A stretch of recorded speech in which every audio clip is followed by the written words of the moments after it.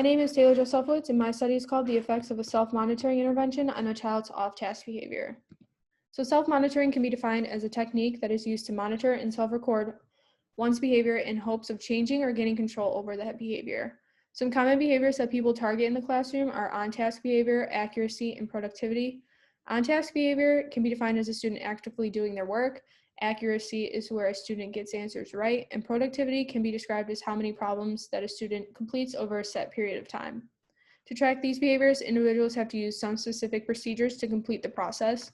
Recording sheets are organized as checklists and are a set of questions that the participant checks either yes or no to. To complete these sheets, there must be a cue to go along with it. Sometimes the motivator is used, which is a device that vibrates to cue them to complete the recording sheet. Other types of cues can just be verbal ones or visual cues, like showing the student an image of what they're supposed to be doing. With working with children, there are instances where there is a reinforcement element included. This reinforcement can be in the form of providing the participant with things like their favorite snacks, school supplies, or free time.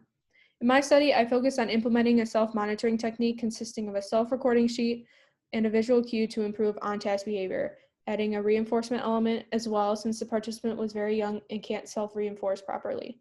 I hypothesized that the implementation of the self-monitoring technique would help decrease the off-task behavior displayed by the participant.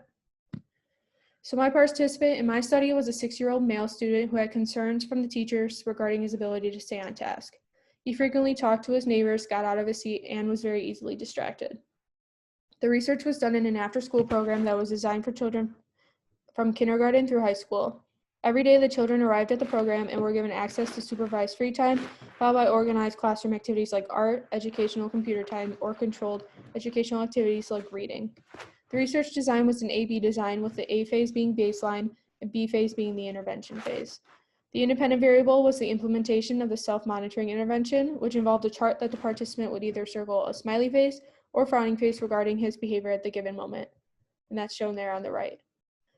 The dependent variable was the frequency of off-task behavior observed and was recorded using a tally sheet. Procedure-wise, during baseline, I observed his behaviors during that organized classroom activities without intervention.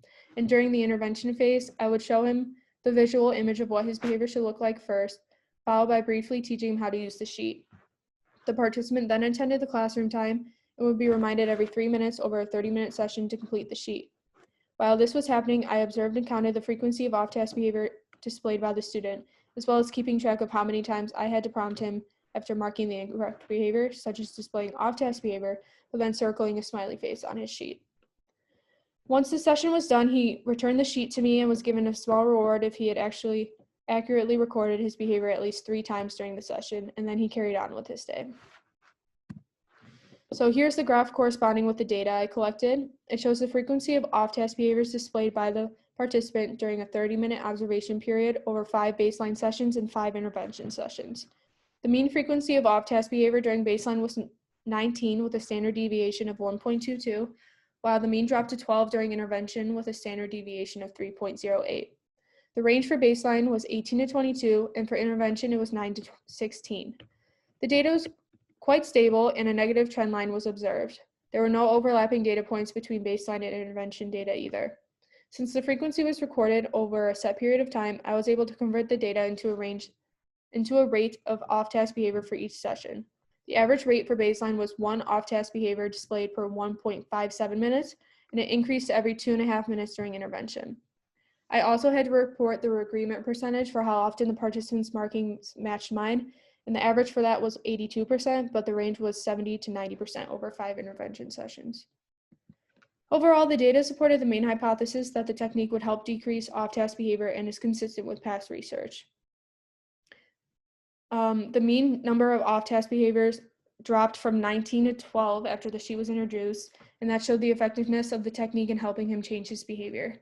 There are some limitations, though. Because of the pandemic, the program experienced very low numbers in terms of the amount of returning students.